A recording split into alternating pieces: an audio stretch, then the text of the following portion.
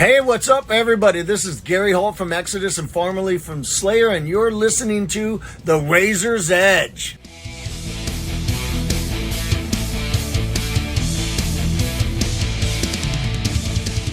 Hi, it's Kat with The Razor's Edge. I'm here at Bloodstock on Friday. I'm here with Dakesis. How are you guys all doing? Fantastic. Good, very well. For our listeners, do you want to just introduce yourselves and your role in the band? Yeah, Matt play guitar. Amy, bass and backing vocals. And I'm Gemma and I'm the vocalist. So, playing Saturday, how you feeling?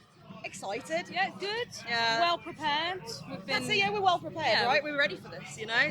Well, the nerves will kick in, I'm sure, at some point, but we're prepared, we're ready. But that's healthy, I think, sometimes. You're not complacent then, isn't it, really, if you're feeling a bit jittery? Oh, absolutely. It keeps us on our toes, and that's what you need. It's part of the process as well of like getting onto the stage, working through, like stage fright is something that affects almost everyone in some way, whether it's like the way that we think it is or just an internal voice, just an internal doubt. And so yeah, I think it's part of the process of hyping yourself up for the stage is turning that nervousness into excitement. So what can we expect from you guys during the set? Sparkles, very fast guitar solos, lots of drama, A lot of rhinestones. a lot of so many rhinestones. Oh, I have spent the last month with a big bag of rhinestones. Channeling our inner Dolly Parton here with all these Absolutely, rhinestones? yeah. Right, listen, Dolly, I worship at the altar of Dolly and all, in fact, women in rhinestones on a stage. Fantastic. And I just don't think there's enough rhinestones in metal. Like, you know, we get a lot of studs and spikes and I'm into all of that. But, like, I think we need to bring the rhinestones. I think we need the sparkles. I think we need the girly pop power in heavy metal. So that's what you can expect is loads of fucking rhinestones. Can I swear? Yeah. Loads of fucking rhinestones. Brilliant. But all in all, how are you feeling about being at Bloodstock? I mean, it is the biggest UK metal festival. I mean, Yeah. and you're playing here, and you've got a lot of fans here that I've seen already wandering around. How does that feel to be here? And It's do home, that? isn't it? Like, this is home. We're Bloodstock veterans. We've been going since before Dakesis existed, Yeah. when Bloodstock was indoor. So to see it grow to something like this, and we've played Bloodstock several times before. So we've grown with the festival. Yeah. So I think it was 2011 we played the Jaeger stage. 2017 we played the New Blood stage. Now we're playing the Sophie stage. Like, it's been a real nice progression. And like, I remember we talk about it all the time when you could camp next to your car and there was only one field. Like, we were here for that. We know, we've seen how Bloodstock has grown, and obviously we're involved with Metal to the Masses in Birmingham now. So like, we're getting just sort of more integrated into the festival as we go. We've got a lot of friends that work for the festival, and like, I don't know if you can tell, we're really passionate about it. You know, this we consider this our home away from home.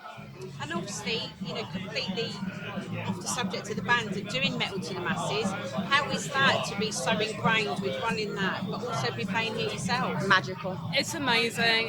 It's really special and empowering to be able to support independent artists. It's one of our kind of core values and mission statements for the studio that we run. So to be able to be involved with Metal to the Masses, and also to kind of connect with those bands who can see us having gone through that journey as well, I think is actually kind of inspiring for a lot of people. We've just spent the afternoon, like, you know, hanging out with our Metal to the Masses winners and being like, oh, well, do you know this person? Like, have you got an interview lined up here? Have you done this?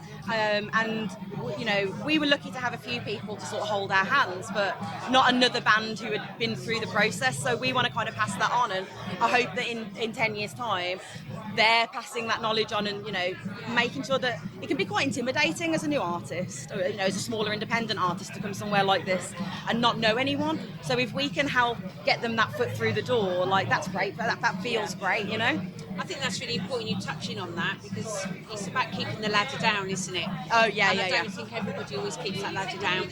Yeah. Like, pulling the ladder up behind us is something that you will never see. Like, we Brilliant. do And that's really not important, fundamentally yeah. believe in that. Like, we are all about reinforcing the ladder, giving you a hand up. Yeah, definitely. It's Yeah. really important to, you know, live and breathe, I think, at times, that community feel of things, isn't Yeah. it? Rather than, you know, you're practicing what you preach, as it were, by being Yeah. involved with Metal to the Masses as well. It's all well and good seeing you and saying, but you guys are actually doing it, which is really important to everybody.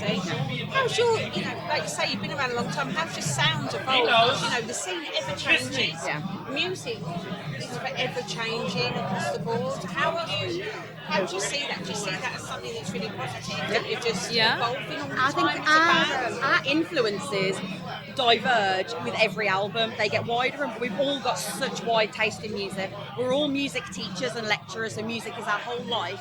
And like the influences get just wider, just like, you know, stuff from all kinds of genres, and it's constantly evolving and growing. I mean, if you're in a prog band and your music doesn't evolve, you're not in a prog band. And then we consider ourselves, we're a progressive metal band, right? So if our third album doesn't sound like our first album, we're doing something right. And if at any point we start putting out the same album twice, we're no longer progressive, so it doesn't fit what we do anymore. And so there will always be that evolution. And I think that's why it takes us such a long time to craft our music as well. We don't write fillers, we write creatively and, you know, conceptually. Like all of our albums are concept albums. They all have an underlying story and a theme and an idea. So it's very easy to include, you know, like our last album has got a song that has both a electronic, drop, like an EDM drop, and a blues solo in the same song, and that to me is really fun. So where do you see yourselves in the next 12 months? What can we look out for coming from you guys? Because Fractures was a little while ago, so new material, dates? We are working on a new album. It's nearly ready. It's nearly ready to record, not nearly ready to release. Don't you get people excited? It's not like ready to drop.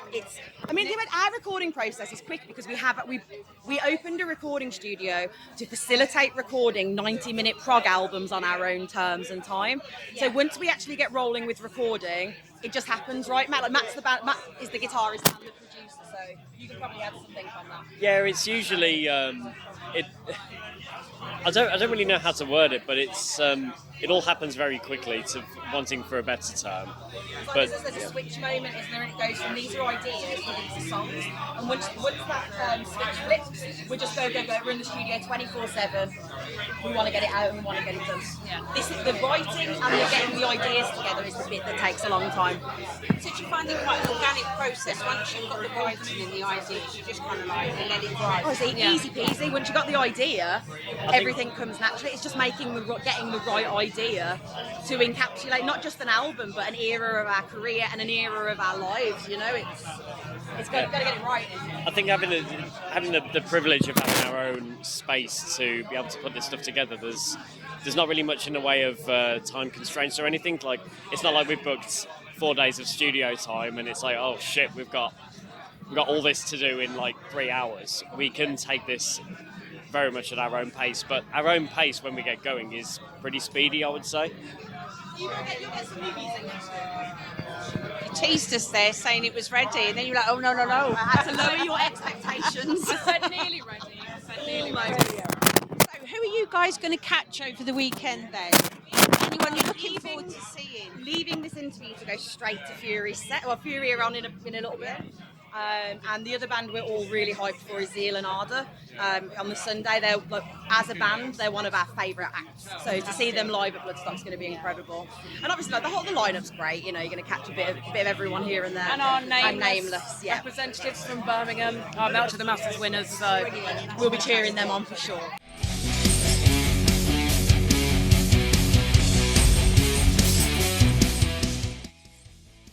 Thanks for listening. Make sure you keep up to date with future episodes by subscribing to our channels. For more information on this podcast, or for all the latest music news, reviews, interviews and more, head over to our website, www.therazorsedge.rocks.